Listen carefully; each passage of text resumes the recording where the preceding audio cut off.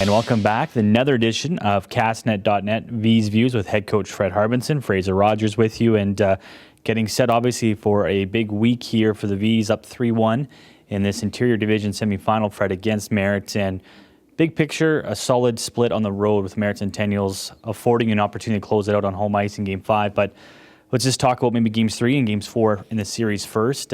Game 3, maybe not the effort you wanted, but focusing on Game 4, it was a great bounce-back effort to get the overtime win. Yeah, you know what? Yeah, great Game 3. We weren't on task. I think some of the guys maybe didn't prepare like they should, and it affected him. Maybe we score that first goal in the first minute, or a couple minutes. Monte gets a breakaway. We score. It could change things, but. Give Merritt credit. They were desperate. They played desperate. Different game in their building, obviously. I thought by the third period we were much better and carried into Game 4. Special teams highlighted Game 4 before the overtime. Power plays were kind of held in check by the team's penalty kills, and your penalty kill has been perfect so far in this series. 4 games, no goals against, and 7 for 7 in Game 4. I have to be happy with how clutch the PK's been. Yeah, you know what? Both teams' penalty kills have been outstanding. Both teams' power play has been a little, struggled a little bit. It's different in their building again. Not a lot of room. Game 2 here, there was really no penalties called. There was one. We had a power play with 30 seconds to go. You can't really count.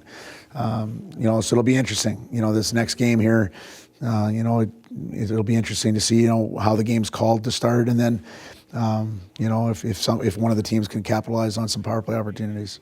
We talked about it being a bit of a different game going from Penticton to the confines, and Merritt have to maybe just play a different style of hockey, but how exciting is it to go back home, not only a chance to win this series, but playing in a building you've been very comfortable in and have had a lot of success in this series, outscoring Merritt 8-2 in the first 2 games? Well, it's a warmer building, so you won't end up with a throat like I've got right now, but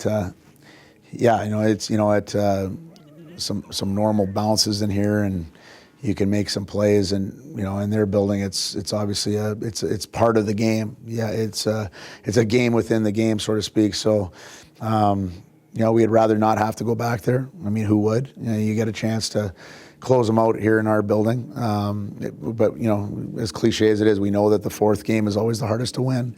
And so we'll be definitely ready to bring our A game. Veterans have been bringing their A game. On the last note here, Nick Jones, obviously the 2 goals in Game 4, leads the team in playoff scoring. That line of Jones, Duncan Campbell, and Chris Clack have, I thought, really carried the mail in the last couple of games. Is it nice to see the veterans, when they're supposed to, step up this time of year? Yeah, they have to. And that line there, as you mentioned, is playing a 2-way game. They're playing extremely well defensively. All 3 of those guys are killing penalties. There's some huge kills in Game 4 late in the game. And then obviously chipping in on the offense.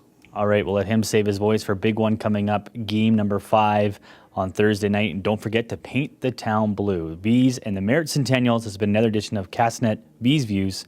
I'm your host, Fraser Rogers.